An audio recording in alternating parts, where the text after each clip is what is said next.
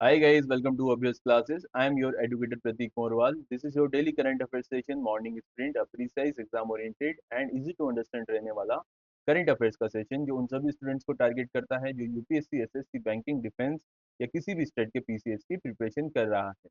इस क्लास में जो इन्फॉर्मेशन के सोर्स रहते हैं वो रहते हैं न्यूज़पेपर जिसमें the Hindu, Al Jazeera, Mint, Indian Express, Economic Times, New York Times, Times of India जैसे न्यूज़पेपर से न्यूज़ को कवर किया जाता है। साथ ही साथ इन सेशंस में पीआईबी और एआईआर से भी न्यूज़ को कवर किया जाता है क्योंकि रिसेंटली यूपीएससी का एक फेवरेट सोर्स बना हुआ है करंट अफेयर्स पूछने का, वो रहते हैं आपके पीआईबी और एआईआर। जब यूपीएससी ऐसा कर रहा है तो अदर एग्जामिनेशन भी यूपीएससी की तरफ देखते हैं। तो आपको करना क्या है, आपको डेली कंसिस्टेंटली इन सेशन के साथ बने रहना है क्योंकि ये इंपॉर्टेंट इसलिए हो जाता है क्योंकि न्यूज़पेपर के साथ साथ यहाँ पे पीआईबी और एआईआर से भी न्यूज़ को कवर किया जाता है।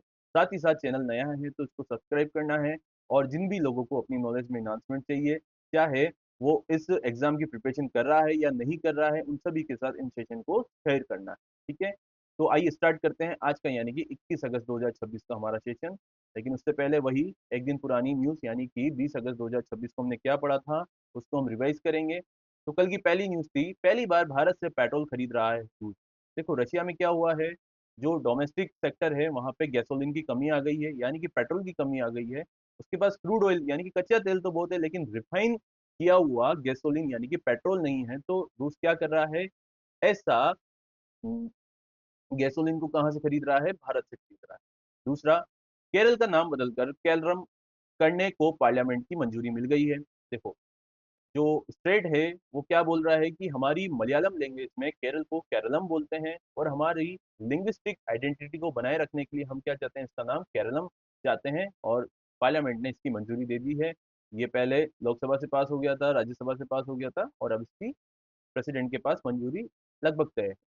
तीसरी इंपॉर्टेंट न्यूज, पहले जो एक ट्रेन का नाम हुआ करता था तेजस एक्सप्रेस, उसका नाम है अब स्ट्राइट तेजस एक्सप्रेस, जो कि न्यू दिल्ली से लखनऊ और लखनऊ से न्यू दिल्ली चलेगी।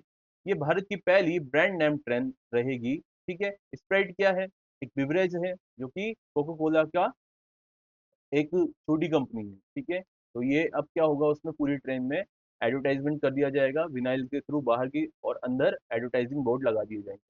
फोर्थ न्यूज, इसरो ने स्पेस डेब्रिस को कम करने के लिए तेज किए मिटिगेशन मेजर्स। ठीक है, इसरो ने क्या किया है, इसरो ने स्पेस में जो कचरा है, जो भी स्पेस प्रोग्राम चलाए जाते हैं उससे वहां पे क्या इकट्ठा हो जाता है, डेब्रिस इकट्ठा हो जाता है। तो उसको हटाने के लिए इंडिया की स्पेस एजेंसी ने कई प्रोग्राम चलाए हैं। फिफ्थ इंपॉर्टेंट न्यूज थी आपकी कल की, वन हब वन स्टैंडर्ड पहल, पीसीआईएमएनएच और आईपीसी के बीच मेमोरेंडम ऑफ अंडरस्टैंडिंग रिन्यू कर दी गई है। कितने साल के लिए, 3 साल के लिए। छठी न्यूज थी आपकी, पाकिस्तान का पहला लूनर रोवर जिन्ना वन। ठीक है, अब ये जिन्ना वन क्या है, इसका नाम रखा गया है पाकिस्तान में सर्वसम्मति से कि लूनर यानी कि चांद पे जाने वाला एक ऐसा रोबोट जो चांद की क्या लेके आएगा, चांद की इंफॉर्मेशन लेके आएगा पाकिस्तान के लिए। और पाकिस्तान ये खुद नहीं करने जा रहा है, ये चाइना की हेल्प से उसके रॉकेट पे बैठ के जाएगा। कहाँ पे, चांद पे, और चांद के कौन से पार्ट पे, सदर्न पार्ट पे। आरसीएफ कपूरथला जल्द तैयार करेगा बांग्लादेश के लिए पहली एलएचबी कोच रैक। देखो ये कपूरथला ने लगभग 200 रैक का, 200 कोचेस का ऐसा टेंडर लिया है, उसमें से 19 तैयार करके दे दिए हैं बांग्लादेश को। ये नई जर्मन टेक्नोलॉजी के कोचेस रहेंगे जो बांग्लादेश के रेल सेक्टर में चलेंगे। ठीक है, आठवीं न्यूज थी आपकी, गुजरात में बनेगा एशिया का पहला डेजर्ट थीम नाइट सफारी। देखो गुजरात में क्या होने जा रहा है, एक पर्टिकुलर एरिया है जो सेमी एरिड और एरिड एरिया है, वहां पे desert theme night life safari चली जाएगी। पहले सफारी कब होती थी, पहले दिन में होती थी, अब ये डेजर्ट में हो रही है और रात में हो रही है, तो इसको डेजर्ट थीम नाइट सफारी हो रहा है। इसमें कौन कौन से जानवर आएंगे, हमने सारी चीजें देख ली थी। और ये इंडिया में नहीं, पूरे एशिया का पहला डेजर्ट थीम नाइट सफारी रहेगा, फर्स्ट।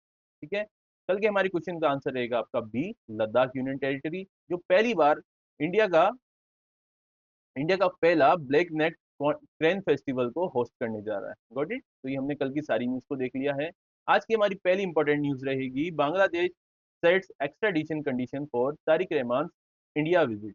देखिए तारिक रहमान कौन है, प्रेजेंटली बांग्लादेश के प्राइम मिनिस्टर है। अब ये बोल रहे हैं, यहाँ का एक्सटर्नल अफेयर्स बोल रहा है कि अगर इनको इंडिया में आना है तो इंडिया को दो कंडीशन फुलफिल करनी पड़ेगी।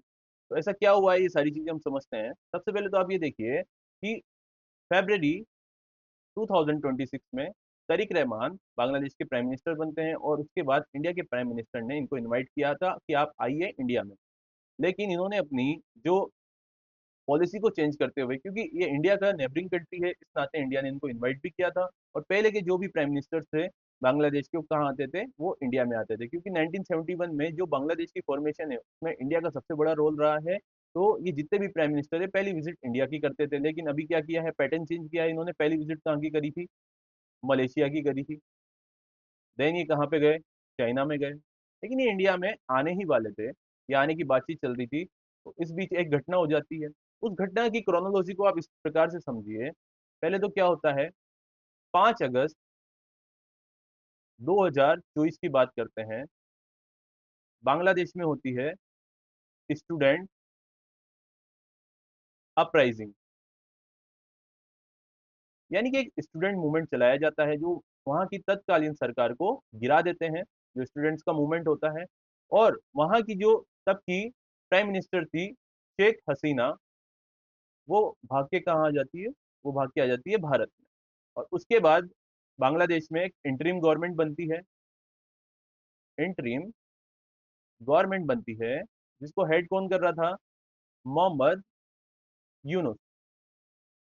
अब ये जो मोहम्मद यूनुस था, ये पूरा एंटी इंडिया था। इसने वहाँ के लोगों में एंटी इंडिया हेटेड फीलिंग जगाई, और उन्होंने बोला कि इंडिया का बांग्लादेश के जो निजी मामले हैं उसमें हस्तक्षेप रहता है। इससे वहाँ के लोगों में हेटेड फीलिंग जगी, और वहाँ की जो माइनॉरिटीज थी हिंदू लोगों की, उस पर एट्रोसिटीज होने लगी, जेनोसाइड होने लगा, और वहाँ पे बहुत अत्याचार होने लगे। इंडिया ने इसका कड़ा विरोध किया। साथ ही साथ आईपीएल में, जो इंडियन प्रीमियर लीग है, वहां पे बांग्लादेश के प्लेयर्स को नहीं लिया गया, लेने के बाद उसको हटा दिया गया। इससे जो 2026 में क्या हुआ था, वर्ल्ड कप हुआ था इंडिया में, T20 वर्ल्ड कप, उसमें बांग्लादेश में आने से मना कर दिया। उन्होंने बोला कि इंडिया में हमें सिक्योरिटी का खतरा है। इस प्रकार के खट्टे मीठे रिलेशन चलते ही रहे। तो अब क्या हुआ है, अब 5 अगस्त 2024 से आ गया है 5 अगस्त 2026, और लगभग 2 साल इस स्टूडेंट अपराइजिंग को पूरे हो गए हैं। तो जो शेख हसीना इंडिया आ गई है, इंडिया में आके शरण ली हुई है, तो इन्होंने एक वर्चुअल प्रेस कॉन्फ्रेंस करी है बांग्लादेश के लिए, और उन्होंने वहाँ की जो अभी की प्रेजेंट गवर्नमेंट है जिसको तारिक रहमान हेड कर रहे हैं, उसको क्रिटिसाइज किया है। इसी वजह से जो बांग्लादेश की गवर्नमेंट है, एक्सटर्नल अफेयर्स से, उन्होंने क्रिटिसाइज किया है कि आप शेख हसीना को इस तरीके से अलाउ कैसे कर रहे हैं। इससे बांग्लादेश में इनसिक्योरिटी फैलती है, वहाँ पे हिंसा का माहौल बढ़ता है। तो इंडिया ने बोला है कि ये इनका पर्सनल एजेंडा है। हम बस शेख हसीना को क्या कर रहे हैं, हम उनको सुरक्षा प्रदान कर रहे हैं, क्योंकि उनकी जान को खतरा है। क्योंकि क्या हुआ है, बांग्लादेश में शेख हसीना को जुडिशरी एक ट्रायल चला है, और वहां पे उनको फांसी की सजा दे दी गई है। अगर शेख हसीना वहां पे जाती है बांग्लादेश में, तो उनको फांसी की सजा दे दी जाएगी। शेख हसीना ने जो वर्चुअल प्रेस कॉन्फ्रेंस करी है, उससे बोला है कि मैं बहुत जल्द बांग्लादेश में वापस आऊंगी। जो उनके सपोर्टर्स है वो इस बात से खुश हैं, लेकिन वहां पे जो पॉलिटिकल इंस्टेबिलिटी का माहौल वहां पे फिर से पैदा हो गया। इस वजह से बांग्लादेश की प्रेजेंट गवर्नमेंट इंडिया से नाराज है। उन्होंने बोला है कि इंडिया को एक्स्ट्राडिशन ट्रीटी के तहत 2 लोगों को ही वापस भेजना पड़ेगा। अब 2 लोग कौन कौन से हैं? कौन से 2 इंसिडेंट थे? पहला तो ये बोल रहे हैं कि शेख हसीना को वापस भेजिए। अब एक्स्ट्राडिशन ट्रीटी क्या होती है? एक ऐसी ट्रीटी जिसमें किसी पर्टिकुलर देश का व्यक्ति उसी देश में क्राइम करके अगर दूसरे देश में भाग जाता है, तो उस दूसरे देश को, जिस देश में क्राइम किया है, उसको एक्स्ट्राडिशन ट्रीटी के तहत उसको वापस देना पड़ता है। ये पर्टिकुलर पहले साइन करना पड़ता है, तब ये वापस देगा। लेकिन इंडिया का ये मानना है कि पॉलिटिकल जो एजेंडा होते हैं, जो पॉलिटिकल लीडर्स होते हैं, उनकी सिक्योरिटी को यहाँ पे हम एक्सक्लूड करते हैं। जब भी हम ऐसी ट्रीटी करते हैं, तो इसके तहत ही हमने जो शेख हसीना है उनको क्या किया है, उनको सुरक्षा प्रदान की है और शरण दी है। लेकिन बांग्लादेश क्या चाहता है कि एक्स्ट्राडिशन ट्रीटी के तहत पीएम शेख हसीना को वापस दे दिया जाए। दूसरी चीज, ये बोल रहे हैं कि उस्मान हादी के जो किलर्स हैं उनको भी वापस दे दिया जाए। उस्मान हादी कौन था? जो स्टूडेंट अपराइजिंग हुई थी 5 अगस्त 2024 में, उसमें एक ये बहुत बड़ा रोल इसने अदा किया था। और 2025 में इसको 2 लोगों ने गोली मारकर हत्या कर दी थी। ये बाद में सिंगापुर भी इसको ले जाया गया, और ये वहां पे इसकी मृत्यु हो गई थी। अब इसके जो ये 2 किलर्स हैं, ये कहाँ पे भाग के आ गए थे? ये भी इंडिया भाग के आ गए थे, और ये प्रेजेंटली एनआईए के अंडर में है। तो बांग्लादेश ये चाहता है कि ये दोनों किलर्स को और शेख हसीना को वापस से बांग्लादेश में सौंप दिया जाए, लेकिन इंडिया अभी ऐसा नहीं कर रहा है। इसी वजह से क्या हो रहा है, ये जो प्राइम मिनिस्टर है तारिक रहमान का, इनका इंडिया में आना एक तरीके से पोस्टपोन होता जा रहा है। और चीजें देख लेते हैं इसमें। टेंशन इंक्रीज आफ्टर शेख हसीना's 5th August press interaction in Delhi, in which her comments against Bangladesh government were criticised by Dhaka. India later said it did not endorse those remarks. India बोल रहा है कि शेख हसीना ने जो भी प्रेस कॉन्फ्रेंस में बोला है उसका इंडिया से कोई लेना देना नहीं है, इंडिया उसको सपोर्ट नहीं करता है। India and Bangladesh nevertheless continued diplomatic engagement, with India having invited Tariq Rahman for a bilateral visit and both sides remaining a contact over proposed trip। देखो, इंडिया और बांग्लादेश दोनों ही अपने रिश्तों को लंबे समय तक खराब करते रहे, ये पॉसिबल नहीं है क्योंकि दोनों ही देशों को एक दूसरे की जरूरत है। इंडिया बांग्लादेश के साथ अपना बहुत बड़ा, सबसे बड़ा लैंड बॉर्डर साझा करता है, तो इंडिया की इंटरनल सिक्योरिटी की बात करें या रिफ्यूजीज जो माइग्रेशन होता है वो क्राइसिस की बात करें, तो उसके लिए बांग्लादेश के साथ उसके रिश्ते और उनकी सरकार के साथ टॉक बहुत ज्यादा जरूरी है, ठीक है। और बांग्लादेश को भी चाहे एनर्जी सप्लाई की बात हो, चाहे फंडिंग की बात हो, या फिर सिक्योरिटी की बात हो, उसके लिए क्या है, इंडिया की बहुत जरूरत पड़ती है। हाल ही दिनों में आपने देखा हो कि बांग्लादेश में पावर सप्लाई कट हो गई थी काफी लंबे समय तक, तो उन्होंने इंडिया से पावर सप्लाई की डिमांड करी थी कि हमारे यहाँ पे पावर भेजिए, ठीक है। और पावर के साथ साथ क्या है, नेचुरल गैस भेजिए पाइपलाइन के थ्रू, तो ये सारी चीजें बांग्लादेश बोलता आ रहा है। द डेवलपमेंट हाईलाइट्स, ये डेवलपमेंट जो ये क्या हाईलाइट करता है, how the Hasina extradition issue and Bangladesh domestic politics have become major factors in India Bangladesh relation. देखो अब क्या बन गया है, इंडिया बांग्लादेश रिलेशन के बीच में हसीना का एक्सट्राडिशन और बांग्लादेश की जो डोमेस्टिक पॉलिटिक्स है वो बीच में आ गई है और एक मेजर फैक्टर बन गई है, ठीक है। तो ये हमने फर्स्ट न्यूज कंप्लीट कर दी है। आज की हमारी सेकंड न्यूज देखते हैं। इंडिया थाईलैंड मैत्री 15-2026। देखो, इंडिया और थाईलैंड के बीच में एक्सरसाइज हो रही है, और ये किसके बीच में हो रही है, दोनों आर्मी के बीच में। ये इसका 15वां एडिशन है और ये 2006 से ही स्टार्ट हो गई, ठीक है। अब इसका ये 15वां एडिशन हो रहा है। इसकी जगह क्या है, इसकी जगह का नाम है विबवादी रंगसित कैंप, सूरत थानी थाईलैंड। देखो ये सूरत इंडिया वाला सूरत नहीं है गुजरात का, ये थाईलैंड का ही सूरत है। और ये कब से चलेगा, 18 अगस्त 2026 से 31 अगस्त 2026 तक। इसमें दोनों ही आर्मी से 85 पर्सनल दोनों कंट्री से आएंगे, यानी कि 85 तो इंडिया से आएंगे और 85 ही थाईलैंड से आएंगे, ठीक है। इंडिया की एक्ट ईस्ट पॉलिसी की बात करें या इंडिया के साउथ एशिया जो कंट्रीज है उनकी बात करें, तो थाईलैंड इंडिया के लिए बहुत इंपॉर्टेंट हो जाता है।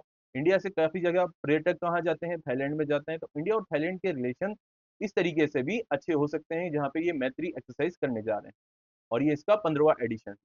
India is represented by, India को कोई कौन रिप्रेजेंट कर रहा है इस एक्सरसाइज में, 9 Gorkha rifle, while Thailand is represented by 3rd Battalion 25th Infantry Brigade 5th Division, ठीक है। तो ये हमने देखा कौन कौन इनको रिप्रेजेंट कर रहा है इस एक्सरसाइज में। ट्रेनिंग, ये जो ट्रेनिंग की जा रही है, एक्सरसाइज की जा रही है, किस चीजों पे फोकस की जाएगी, joint counter insurgency and counter terrorism operation in jungle and semi urban terrain. कौन से टेरेन में की जा रही है ये, जंगल और सेमी अर्बन टेरेन में, किसके लिए, काउंटर इंसर्जेंसी के लिए और काउंटर टेररिज्म के लिए। The exercise aims to improve, ये एक्सरसाइज का जो मेन उद्देश्य क्या इम्प्रूव करना है, interoperability, tactical coordination and mutual understanding between Indian Army and Royal Thai Army. अब इसके साथ साथ ये तो एक जो यूनाइटेड नेशन की पीस कीपिंग फोर्स हो या फिर और भी कई जगह पे जहाँ पे यूनाइटेड नेशन को अपनी फोर्सेस भेजनी हो, तो उसके चैप्टर 7 के तहत ये दोनों आर्मी एक्टिवेटेड हो जाएगी, है ना। Chapter 7 of the UN charter within the exercise framework dealing with threats to peace. देखो कौन कौन सी कंडीशन होगी जहां पे खतरा होगा शांति को, breaches of peace and act of aggression, granting the United nation security council enforcement power. यानी कि आप समझिए जहां पे भी ऐसी घटना होगी जहां पे यूनाइटेड नेशन को अपनी पीस कीपिंग फोर्सेस भेजनी होगी, तो ये दोनों जो कंट्रीज है अपनी एक्सरसाइज कर रही है वहां पे भी फायदेमंद होगी। तो आप ये समझिए एग्जाम में पूछा जाएगा आपके कि मैत्री का भी कौन सा एडिशन है, किस किस के बीच में होता है, कौन सी जगह पे हो रहा है, और इसमें कौन कौन सी बटालियन आ रही है। तो इंडिया की तरफ से आ रही है गोरखा राइफल और थाईलैंड की तरफ से आ रही है 3rd battalion 25th infantry brigade का 5th डिवीजन, ठीक है। और इसमें हर आर्मी से कितने कितने जवान आ रहे हैं, 85 जवान आ रहे हैं। तो ये सारी न्यूज है मैत्री के बारे में। नेक्स्ट न्यूज देखते हैं। PM Modi warns of weaponization of sea routes launches 84 crore rupees समुद्र मंथन स्कीम। देखो, प्राइम मिनिस्टर नरेंद्र मोदी ने समुद्र मंथन स्कीम की बात की है, किसके लिए की है, कहां से की है? 15 अगस्त 2026 को, जब हम क्या कर रहे हैं, हमारा 80वां संविधान स्वतंत्रता दिवस मना रहे हैं। ठीक है, तो ये सारी चीजें कहां से की गई है? लाल किले से की गई है। अब ये जो समुद्र मंथन स्कीम है उसकी बात करें, एक सेकेंड।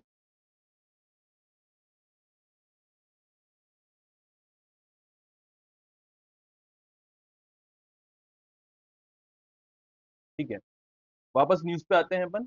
ये क्यों बात की गई है? क्योंकि आपने देखा होगा कि रिसेंटली जो ईरान यूएसए का युद्ध हो रहा है उसकी वजह से स्ट्रेट ऑफ हरमुज को चोक कर दिया गया है। अब स्ट्रेट ऑफ हरमुज को चोक कर दिया गया है तो इंडिया की जो क्रूड ऑयल की सप्लाई की बात करें या फिर नेचुरल गैस की सप्लाई की बात करें तो मेनली वो वहीं से आता था। इंडिया अपना डोमेस्टिक जो सप्लाई है, डोमेस्टिक फुलफिलमेंट है, कितना करता है? 90% को इम्पोर्ट करता है और 50% नेचुरल गैस को इंपोर्ट करता है। तो जब ये खरीदेगा और उसको एक पॉइंट होता था जहां पे स्टेट ऑफ हरमुज से ये सारी चीजें आती थी, वो उसको चोक कर दिया गया है। तो इंडिया की जो डोमेस्टिक डिमांड है वो फुलफिल नहीं हो पा रही है और इंडिया क्या हो रहा है? परेशान हो रहा है। अब इसके तहत ही क्या बोल रहे हैं, पीएम मोदी ने बोला है कि हम ऐसी समुद्र मंथन स्कीम स्टार्ट करेंगे जिससे आसपास के जो इंडिया का समुद्र है, जहाँ पे इंडिया अपना टेरिटरी क्लेम करता है, वहीं पे हम क्या करेंगे? वहीं पे नेचुरल गैस और क्रूड ऑयल की खोज करेंगे। Got it? During his 80 Independence Day address on 15 August 2026, PM Modi warned that fuel, medicine, technology, and strategic sea routes are increasingly being weaponized, posing new risks to India. देखो क्या कर रहे हैं आजकल countries. Countries क्या है? Fuel की बात करें, मेडिसिन की बात करें, टेक्नोलॉजी की बात करें या फिर स्ट्रेटेजिक सी रूट्स है, उन पे अपना कंट्रोल करके वर्ल्ड लेवल पे अपना कंट्रोल कर रहे हैं और दूसरी कंट्रीज को क्या कर रहे हैं? परेशान कर रहे हैं। वैसे ही क्या हो रहा है? इंडिया परेशान हो रहा है जब ईरान, ओमान वगैरह क्या कर रहे हैं? इस चीजों को रोक रहे हैं स्ट्रेट ऑफ हरमुज पे। The warning came amid geopolitical disruption affecting major energy routes, highlighting the vulnerability of global supply chain and India dependence on imported energy. The state of Hormuz located, state of Hormuz की अगर बात करें तो कहाँ located है ये? Iran और Oman के बीच में। Is a critical energy choke point. India imports nearly 90% of its crude oil and around 50% of its natural gas requirement. ठीक है, तो ये सारी चीजें इंडिया को परेशान कर रही है। तो इंडिया क्या करने जा रहा है? अब उसके जितनी भी समुद्र की टेरिटरी है वहां पे समुद्र मंथन किया जाएगा। समुद्र मंथन की बात करें तो जो एक हिंदू मैथोलॉजी स्टोरी है जिसमें बताया जाता है कि दैत्यों और देवताओं के बीच में एक मंथन किया गया था समुद्र से और उसमें से अमृत निकला था। और आज की डेट में जो अमृत क्या है? एक क्रूड ऑयल है। क्रूड ऑयल और जो नेचुरल गैस है, ये दोनों ही क्या है? अमृत है। और ये कहाँ से निकलेगा?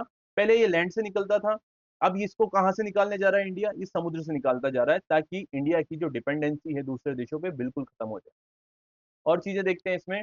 To strengthen domestic energy production, the government launch the 84,084 crore Samudra Manthan national offshore exploration scheme. देखो, ऑफशोर एक्सप्लोरेशन स्कीम क्या होती है? जो समुद्र में जाके की जाती है, समुद्र की गहराई में जाके क्या किया जाएगा? जो खोजा जाएगा किसको? तेल को और गैस को खोजा जाएगा, उसी को बोलेंगे ऑफशोर एक्सप्लोरेशन स्कीम। ये फोकस करती है deep water and ultra deep water oil and gas exploration. Got it? The scheme opens 99% of sedimentary basin. देखो, सेडिमेंट्री बेसिन क्या होते हैं? जो हाइड्रोकार्बन होते हैं, यानी कि लंबे समय से जो मछलियां सड़ गल जाती है, जो चीजें कार्बन की गल जाती है, उससे क्या होता है? सेडिमेंट्स इकट्ठे हो जाते हैं। उन्हीं से चांसेस होते हैं कि आप क्या करेंगे? आप अपना ऑयल या गैस को निकाल सकेंगे। तो ये 99% जितना भी इलाका है ऐसे सेडिमेंटेड बेसिन्स का, उसको इंडिया ने ओपन कर दिया है। किसके लिए? एक्सप्लोरेशन के लिए। और ये एम करता है reduce import dependence, strengthen energy security and support आत्मनिर्भर भारत। ठीक है, ये इंडिया को किसके लिए सपोर्ट करेगा? इंडिया आत्मनिर्भर बनेगा और इंडिया दूसरे देशों पर डिपेंडेंसी खत्म कर देगा। The number of crude oil suppliers, इसके साथ साथ इंडिया क्या कर रहा है? जो क्रूड ऑयल की सप्लायर्स थे इंडिया के, उसने 27 देशों से पहले लेता था, अब उनकी संख्या बढ़ा दी है, यानी कि डाइवर्सिफिकेशन कर रहा है। 41 कंट्रीज से अब ये ले रहा है। जबकि एलएनजी जो कि नेचुरल गैस होती है, पहले वो 6 देशों से लेता था, अब उसने संख्या बढ़ा के, यानी कि इंडिया ने अब 15 देशों से ये लेना स्टार्ट कर दिया है ताकि एक पर्टिकुलर कंट्री पे हमारी डिपेंडेंसी खत्म हो जाए और जो जैसे चोक पॉइंट्स होते हैं, स्ट्रेट ऑफ हॉर्मुज की बात करें तो यहाँ से अभी हमको क्रूड ऑयल नहीं मिल पा रहा है, नेचुरल गैस नहीं मिल पा रही है, तो हमारी डिपेंडेंसी खत्म होके क्या करें, पहली बात तो ये हम खुद पे सेल्फ डिपेंडेंट हो जाएं, यानी कि ये जो समुद्र मंथन स्कीम के तहत एक्सप्लोरेशन होगा तो इंडिया क्या करेगा, खुद का ही नेचुरल गैस और क्रूड ऑयल निकाल लेगा। और साथ ही साथ जो पर्टिकुलर कंट्रीज से हम लेते थे वो कंट्रीज की हमने संख्या बढ़ा दी है, डाइवर्सिफिकेशन कर दिया है, ताकि अगर पर्टिकुलर कंट्री से और पर्टिकुलर रूट से हमको आने में या ये क्रूड ऑयल लेने में दिक्कत हो तो हम दूसरी कंट्रीज के पास जा सकें। ओके ठीक। नेक्स्ट देखते हैं अपन, SEBI launches two new portals to strengthen cyber security incident reporting. ठीक है, SEBI security and exchange board of India, जिसका मुख्यालय कहाँ पे है, मुंबई में,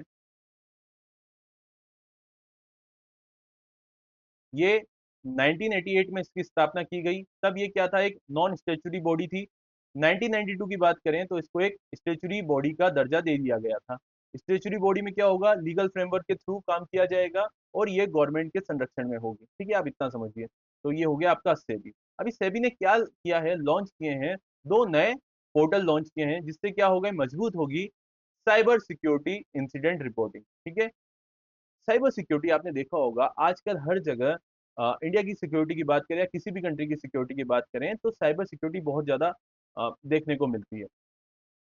अब साइबर अटैक जो होते हैं वो कैसे होते हैं, उससे इंफॉर्मेशन लीक हो जाती है, फाइनेंस पूरा बिगड़ जाता है, पैसों का ट्रांजेक्शन हो जाता है, इंफॉर्मेशन निकलने के बाद क्या होता है, देश की सिक्योरिटी को खतरा होता है। और जो इन्वेस्टर्स होंगे, सेबी की बात करें तो ये क्या करते हैं, ये नेशनल एक्सचेंज बोर्ड्स जो होते हैं, जहाँ पे आप देखा होगा म्यूचुअल फंड्स होंगे, आप डे टू डे बेसिस पे ट्रेडिंग करते होंगे, उन सबको रेगुलेट कौन करता है, सेबी करता है। तो यहाँ पे जो भी साइबर सिक्योरिटी के लिए किया जा रहा है उसके लिए दो नए पोर्टल लॉन्च किए जा रहे हैं। साइबर अटैक्स होते हैं उनको रोकने के लिए किया जाता है। पहले क्या होता था, साइबर अटैक होते थे तो पर्टिकुलर फ्रेमवर्क नहीं होता था कि कैसे उस पर कार्रवाई की जाएगी, कौन सी कंपनी इसमें इन्वॉल्व होगी, कौन इसके लिए अकाउंटेबल होगा। तो अभी सेबी ने क्या किया है, दो नए पोर्टल इसमें स्टार्ट किए हैं। तो देखते हैं इसमें न्यूज में क्या है। इन अगस्त 2026 सेबी की चेयरमैन कौन है, याद रखिएगा, तुहिन कांता पांडे। इन्होंने दो नए पोर्टल को लॉन्च किया है। पहला पोर्टल का नाम है सेबी इंसिडेंट रिपोर्टिंग और दूसरे का नाम है साइबर सुरक्षा। इससे क्या होगा, स्ट्रेंथन होगी cyber security in security market. ठीक है, the portals were launch during SEBI symposium. देखो सिंपोजियम कुछ नहीं है, बैठक है। सेबी की बैठक के दौरान किस पे बात करी जा रही थी, साइबर डिफेंस पे जब बात करी जा रही थी तो तभी इनको लॉन्च किया गया था। और ये कब से कब तक चली है, 17 अगस्त से 21 अगस्त 2026 तक, मुंबई में ही इसके मुख्यालय में। The SEBI incident reporting portal, देखो पहले हम बात कर रहे हैं सेबी के इंसिडेंट रिपोर्टिंग पोर्टल, इंसिडेंट यानी कि घटना और उसकी रिपोर्टिंग करना, और उसके लिए क्या बनाया गया है, एक पोर्टल बनाया गया है। Will make cyber incident reported more structured. देखो पहले क्या होता था, मैं वही बोल रहा हूँ कि पहले पता नहीं होता था किस तरीके से उसकी कंप्लेन करनी है, आप इनफॉर्मल तरीके से जाके कंप्लेन कर देते थे कि ऐसा हो। अब क्या पर्टिकुलर पोर्टल बनाया गया है जहाँ स्ट्रक्चर वे में कंप्लेन की जाएगी। अब स्ट्रक्चर वे में कैसे कंप्लेन की जाएगी, पहले जैसे आप कोई भी फॉर्म भरते हैं तो पहले आपका नेम, फर्स्ट नेम होता है, मिडिल नेम होता है, लास्ट नेम होता है, तो वैसे ही एक पर्टिकुलर स्ट्रक्चर वे में उसको बनाया गया होगा। तो वहां पे रिपोर्टिंग की गई होगी कि कैसे किस समय पे यहाँ पे दिक्कत आ रही है, किस समय पे यहाँ पे दिक्कत नहीं आ रही है, कौन से समय पे साइबर अटैक हुआ है, कितना ट्रांजेक्शन निकल गया है, कौन से इसमें इनएक्टिव जो यूजर्स हैं वो हैं, ये सारी बातों की चर्चा किसमें की जाएगी, ये जो नया पोर्टल किया गया है SEBI incident reporting portal. And timelier, देखो यहाँ पे टाइमली क्या होगा, रिपोर्ट कर दी जाएगी। And is aligned with the financial stability board, FSB के फायर फ्रेमवर्क के अंतर्गत ये काम किया जाएगा। ठीक है, ताकि ये जो इंफॉर्मेशन है स्मूथली ट्रांजेक्शन हो जाए। नेक्स्ट देखते हैं अपन, द साइबर सुरक्षा पोर्टल, इसका जो दूसरा पोर्टल है लॉन्च किया गया है, cyber Suraksha portal will act as a central hub for cyber security knowledge. ये क्या करेगा, ये नॉलेज प्रोवाइड करेगा कि आने वाले समय में जैसे आज पर्टिकुलर कोई अटैक हो गया है, साइबर अटैक हो गया है, तो उस साइबर अटैक की जो भी क्रक्स निकलेगा कि कैसे अटैक हुआ, कौन कौन से सिक्योरिटी आपको मेजर्स लेने पड़ेंगे, इसमें कौन से यूजर्स थे या कौन से पर्टिकुलर कंट्री से वहां पे अटैक हुआ है, इन सारी बातों की जानकारी कहाँ पे मिलेगी, साइबर सुरक्षा पोर्टल पे मिलेगी। यानी कि एक तरीके से ये नॉलेज देगा जिससे आने वाले समय में पर्टिकुलर जो चीज हो गई है, जो इंसिडेंट हो गया है, वैसा तो नहीं हो। ठीक है, SEBI also inaugurated the NISM tech lab at Patalganga. ठीक है, NISM stand for national institute of security markets and regtech stand for regulatory technology. यहाँ पे एक नई लैब का उद्घाटन किया है पातालगंगा में, जो प्रमोट करेगा technology enabled learning and innovation in regulatory compliance and security market regulation. ठीक है, तो ये सारी चीजें सेबी करने वाला है। आप तो बस ये ध्यान रखिए कि सेबी क्या है। सेबी एक stock and exchange board of India है, इसकी फुल फॉर्म है। और इसका मुख्यालय कहाँ पे है? मुंबई में है। और इसको एक स्टेचुरी बॉडी का दर्जा कब मिला? 1992 में मिला। और अभी कौन से नए दो प्लेटफॉर्म यूज या लॉन्च किए गए हैं, जिसका पहले का नाम है सेबी इंसिडेंट रिपोर्टिंग और दूसरे का नाम है साइबर सुरक्षा। ठीक है, तो ये एग्जाम में पूछा जाएगा। और इसकी फुल फॉर्म याद रखिएगा आप, फायर की। इसका है format for incident reporting exchange. तो ये सारी चीजें सेबी से रिलेटेड आपको एग्जाम में पूछी जा सकती है। नेक्स्ट इंपॉर्टेंट न्यूज देखते हैं अपन। रक्षा मंत्री फ्लेक्स ऑफ एनसीसी अपराजिता परागला 2026। देखो, रक्षा मंत्री यानी कि राजनाथ सिंह ने एक नई रैली का या बोले एक नई चीज का उद्घाटन किया है, जो कि है एनसीसी से रिलेटेड, जिसका नाम है अपराजिता परागला 2026। ठीक है, अब इसमें है क्या, ऐसा देखते हैं अपन। ऑन 18 अगस्त 2026, रक्षा मंत्री Rajnath Singh flagged off NCC all India girls high altitude long trek Aparajita Paragla 2026 in new Delhi. ठीक है, एक ट्रैक है जो किसके लिए है? एनसीसी की बच्चियों के लिए। ठीक है, उसका उद्घाटन किसने किया है? उसको फ्लैग ऑफ कर दिया, यानी कि अब आप इसको स्टार्ट कर सकते हैं। ये किया है रक्षा मंत्री राजनाथ सिंह ने। कहाँ से? नई दिल्ली से। और ये किस पे होगा ये track? High altitude long track रहेगा ये। कहाँ पे रहेगा? ये परागला में रहेगा।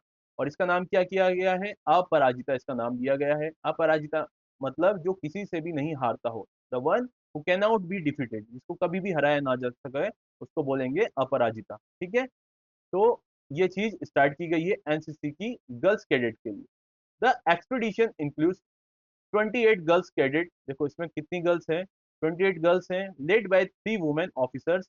और इसमें 3 वुमेन ऑफिसर्स भी है। ये जो मार्च किया जाएगा, जो ट्रैक किया जाएगा, उसमें 28 तो गर्ल्स हैं एनसीसी की, और 3 वुमेन ऑफिसर्स हैं, जो कि कहाँ से? एक आर्मी से है, एक नेवी से है, और एक एयरफोर्स से है। ये जो ट्रैक है कितने किलोमीटर का है? 250 किलोमीटर का ट्रैक है। इसको 30 दिन में कंप्लीट करना होगा। और इसमें जो समस्या आने वाली है, किस वजह से आने वाली है? ये क्योंकि हाई एल्टीट्यूड पे है, वहां पे ऑक्सीजन की कमी होने वाली है, बहुत ठंडा टेम्परेचर रहने वाला है, और जो हिमालय का रग्ड यानी कि उबड़ खाबड़ रीजन है, वो सब होने वाला है। तो ये एक बहुत बड़ी बात होगी। अपराजिता जो परागला एक्सपीडिशन है, वो किस तरीके से ये कंप्लीट करते हैं। ठीक है, the team will cross Paragla pass 85578 metres. देखो ये परागला जो पास है, कितनी इसका हाइट पे है? ये 5578 मीटर्स की हाइट पे है। और ये किसको कनेक्ट करेगी? स्पीति वैली जो कि हिमाचल प्रदेश में है, उसको कनेक्ट करेगी चांगथांग जो कि लद्दाख में है। तो यानी कि ये जो चलने वाला है, कहाँ से? हिमाचल से लद्दाख तक चलने वाला एक क्या है? ट्रैक है। ठीक है, तो इसके लिए किसने उद्घाटन किया है? इसके लिए राजनाथ सिंह ने उद्घाटन किया। After preparatory and acclimatisation track in the Bhabha pin valley sector. देखो, अब ये जो 28 बच्चियों को चयन किया गया है, वो कैसे किया गया है? भाभा पिन वैली सेक्टर पे एक पहले प्रोग्राम चलाया गया है। वहां पे जिन जिन लोगों ने भी, जिन जिन बच्चियों ने भी इस प्रोग्राम को एक्लिमेटाइज किया है, जो जीता है, जिन्होंने अच्छा परफॉर्म किया है, उनमें से 28 बच्चियों को सेलेक्ट किया गया है मेरिट के बेसिस पे। और ये जो अपराजिता परांगला ट्रैक है, उसके लिए उनको आगे भेजा गया है। दिस इंक्रीज, ये क्या इंक्रीज करेगी इन बच्चियों में? Endurance, acclimatisation, navigation and team coordination at high altitude environment. ठीक है, ये जो एनसीसी है, इसकी स्थापना की अगर बात करें तो ये 1948 में ही हो गई थी। ठीक है, और ये मिनिस्ट्री ऑफ डिफेंस के अंतर्गत काम करती है। और ये क्या है? ये एक आर्म फोर्सेस का यूथ विंग है।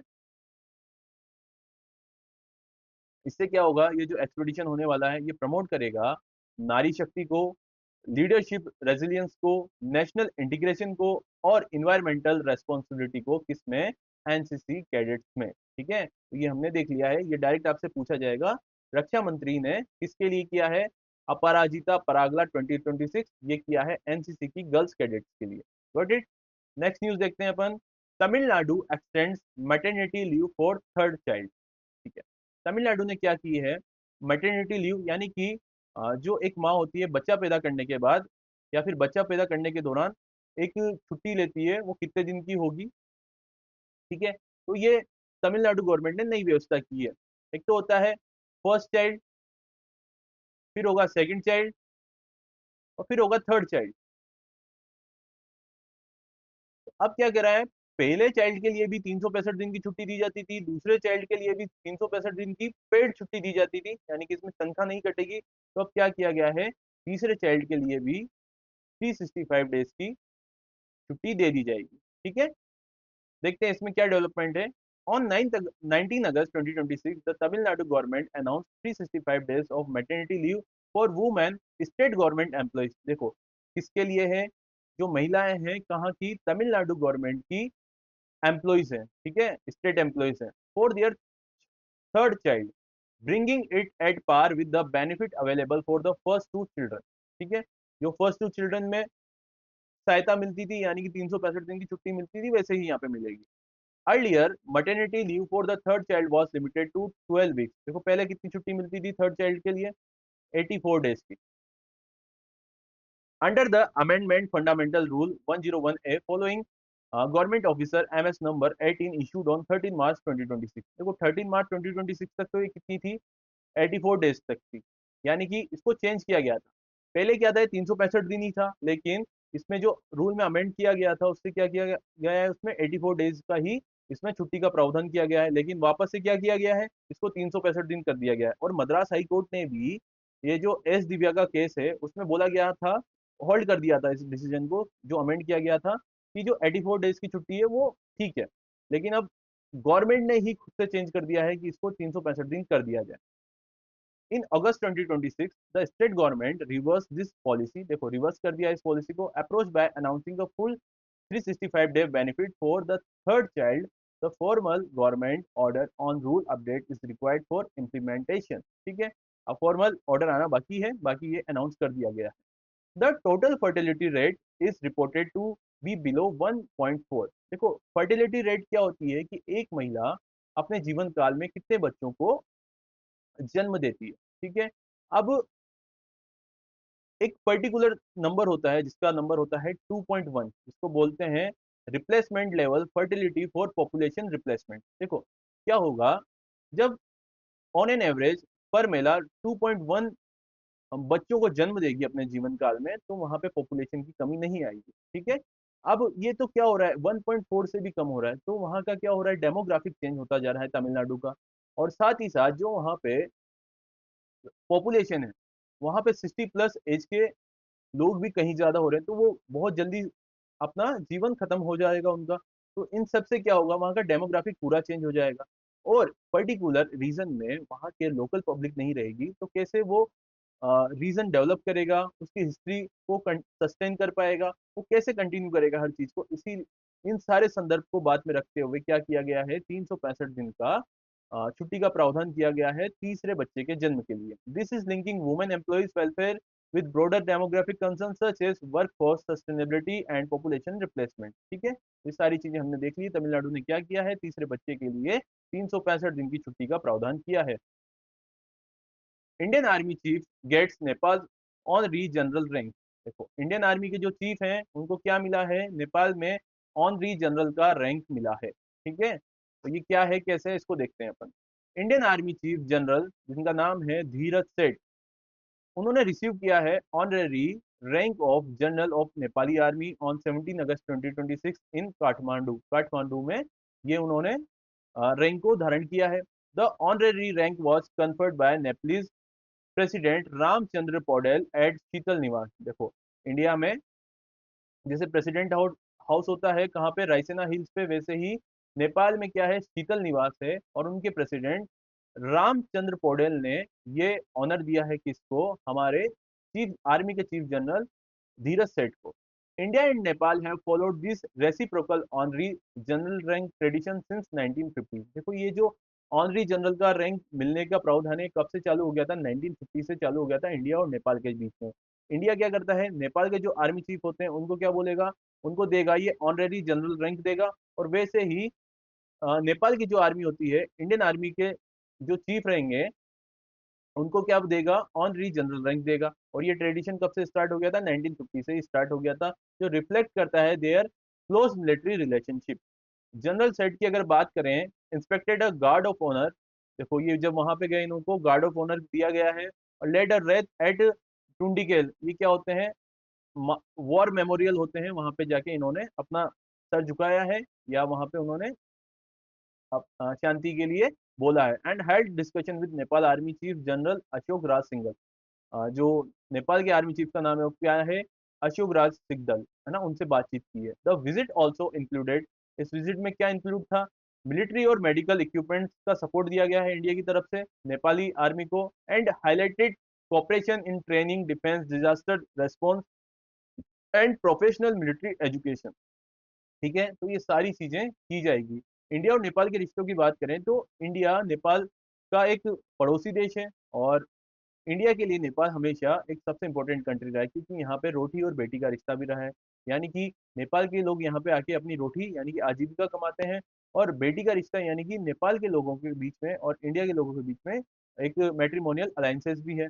हिस्ट्री की बात करें या फिर किसी धर्म की बात करें, बुद्ध धर्म की बात करें, तो इंडिया और नेपाल एक दूसरे के लिए बहुत इंपॉर्टेंट है। यहाँ पे ओपन बॉर्डर भी है। ठीक है, तो इन सारी चीजों की वजह से इंडिया नेपाल के रिश्ते हमेशा मजबूत होना जरूरी है। इसलिए ये छोटी छोटी जो चीजें हैं वो बहुत इंपॉर्टेंट होती है इंडिया और नेपाल के रिलेशन में। ठीक है, नेक्स्ट देखते हैं अपन, इंडिया फर्स्ट वर्चुअल जू, जो कि कहाँ पे खुलने जा रहा है, इंदौर में खुलने जा रहा है। ठीक है, देखते हैं इसमें, Indore Madhya Pradesh has opened India first virtual zoo at Kamla Nehru Prani Sangrahalaya. कहाँ पे खुलेगा ये, कमला नेहरू प्राणी संग्रहालय में। पहले क्या होता था, जू में एनिमल्स होते थे, और एक पर्टिकुलर रीजन में वो कैद किए जाते थे। लोग वहां पे जाते थे, कभी कभी उनको फिजिकल हार्म भी करते थे। ठीक है, जो लोग होते थे वो एनिमल्स को हार्म करते थे। लेकिन क्या करेंगे, वहां जू में जाने का तरीका ये होता था कि जो एनिमल्स की एक्टिविटीज हैं उनका क्या पैटर्न रहता है बिहेव का, उसको देख सकें और उनके बारे में नॉलेज ले सकें। बच्चों को बताते हैं ना कि ये बेटा टाइगर है, ये लायन है, ये पैंथर है, तो ये सारी चीजें बताई जाती थी। अब क्या करेंगे, अब वर्चुअल जू स्टार्ट किया जाएगा, यानी कि वहाँ कोई जानवर नहीं रहेंगे, 3D और 14D टेक्निक से वहाँ पे जानवर को बताया जाएगा। ठीक है, वर्चुअल प्रेजेंटेशन की जाएगी। तो ये सारी चीजें अब एक इंडिया में पहला वर्चुअल जू स्टार्ट किया जा रहा है, जो कि मध्य प्रदेश के इंदौर में है। इसका एरिया कितना है, 8,000 स्क्वायर फीट का एरिया है, जो डेवलप किया जा रहा है पीपीपी मॉडल, यानी कि partnership public private partnership model के तहत ये किया जा रहा है। इसका कॉस्ट कितना बताया जा रहा है, 4.5 करोड़ का। इसमें मेजर अट्रैक्शन की अगर बात करें तो वो है 3D डोम थिएटर, 3D यानी कि 3 डायमेंशन डोम थिएटर रहेगा। और इसमें 14D 14 डायमेंशन का cinema and digital jungle safari किया जाएगा, creating an immersive wildlife experience. ठीक है, तो 14D क्या होता है, 14 dimension theatre combines visual projection with effects such as moving seats. देखो आपने देखा होगा, मूविंग सीट्स होती है, तेज तेज हवाएं चलेगी, इसमें वाटर स्प्रेस कराया जाएगा, फोग बताया जाएगा, बबल्स एंड वाइब्रेशन कराया जाएगा। ठीक है, जैसे एक मंकी है, वो किस तरीके से एक पेड़ से दूसरे पेड़ में जा रहा है, टाइगर है वो किस तरीके से हंट कर रहा है, तो ये सारी चीजें उस जू में बताई जाएगी, उसको बोलेंगे आप virtual zoo. The facility open to the public on 17 August 2026। देखो 17 अगस्त से चालू हो गया है, विद एन एंट्री फीस 70 रुपए की फीस रहेगी। इसमें दिन में 16 शो किए जाएंगे, और ये पर शो कितने मिनट का होगा, 20 मिनट का होगा। ठीक है, आज की हमारी लास्ट न्यूज देखते हैं अपन, हरिकेन लाला हिट्स हवाई बिग आइलैंड एंड मौई। ठीक है, हरिकेन क्या होता है, एक तरीके का चक्रवात होता है, जिसका नाम क्या रखा गया है, हरिकेन रखा गया है, यानी कि साइक्लोन, जिसका नाम क्या रखा गया है, हरिकेन रखा गया है। यानी कि अलग अलग पर्टिकुलर रीजन में इन चक्रवात यानी कि साइक्लोन के नाम अलग अलग होते हैं। तो हवाई रीजन में इसका नाम क्या रहेगा, हरिकेन रहेगा। अब ये हरिकेन लाला जिसका नाम है, वो कौन सी कैटेगरी में आ रहा है, कैटेगरी 1 में आ रहा है। अब ये कैटेगरी 1 से 5 होती है, अलग अलग इसकी जो विंड स्पीड होती है उसके तहत ये होती है। तो अभी विंड स्पीड कितनी रहेगी, 75 MPH यानी कि 120 किलोमीटर प्रति घंटे की रफ्तार से अगर कोई चक्रवात चल रहा है तो उसका नाम हरिकेन लाला रहेगा। और वो कौन सी कैटेगरी में आएगा, इतनी स्पीड की वजह से कैटेगरी 1 में आएगा। ठीक है, तो ये आपने समझ लिया। इसमें न्यूज देख लीजिए आप, hurricane Lala strengthen into a category 1 hurricane near Hawaii on 15 August 2026 with maximum sustained wind of 120 kilometre per hour by Saffir Simpson scale. देखो रिएक्टर स्केल्स वगैरह होते हैं किसको, भूकंप को नापने के लिए। तो ये जो कैटेगरी 1, कैटेगरी 2, इनको नापने के लिए क्या कौन सा स्केल यूज होता है? सैफिर सिम्पसन स्केल को यूज किया जाता है। ठीक है, तो यही इंपॉर्टेंट चीज है। और जब आपको पता है चक्रवात आया है तो वहाँ पे बाढ़ भी आएगी, वहाँ पे लैंडस्लाइड भी होगा, है ना, वहाँ पे बारिश भी बहुत ज्यादा होगी। तो ये सारी चीजें चक्रवात के साथ आती है। देखते हैं इसमें और क्या आगे है। The storm pass very close to the southern Big Island without a direct landfall while heavy rain and strong winds affected the big island and Maui country। ठीक है, इन दोनों चीजों को ये अफेक्ट कर रहा है। Forecast rainfall reach 10 to 20 inches on the big island with isolated total up to 25 inches। ठीक है, ये इतनी बारिश हो रही है जिससे वहां पे परेशान हो रही है public. More than 42,000 utility customers initially lost powers while airports roads and other infrastructure were disturbed. ठीक है, ये सारे डिस्टर्ब हो गए हैं किसकी वजह से? हरिकेन लाला की वजह से। और ये कहाँ है ये? एक आप ये मानिए पैसिफिक ओशियन का एक चक्रवात प्रोन यानी कि साइक्लोन प्रोन कंट्री है, आइलैंड कंट्री है।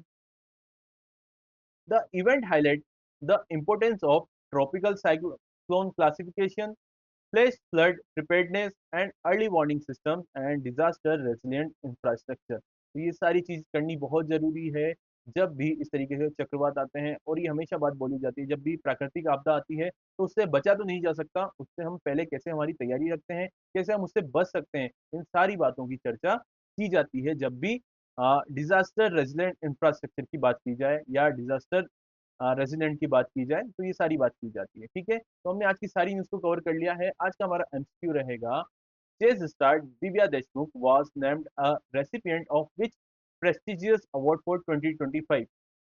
ठीक है, दिव्या देशमुख है चेस की, जो चेस गेम खेलती है, उनको कौन सा अवार्ड मिला है? Option are major Dhyanchand Khel Ratna award, option B is Arjun award, option C is Dronacharya award and option D is Dhyanchand award. इसका आंसर आप कमेंट बॉक्स में करेंगे। और भी आपके कोई व्यूज हो, कोई सजेशन हो, या फिर बात करें आपकी कोई भी डिमांड हो, कोई क्लासेस पर्टिकुलर, तो उसका आप कमेंट बॉक्स में अपने व्यूज देंगे। ठीक है, thank you for watching, keep watching with Abhyas classes.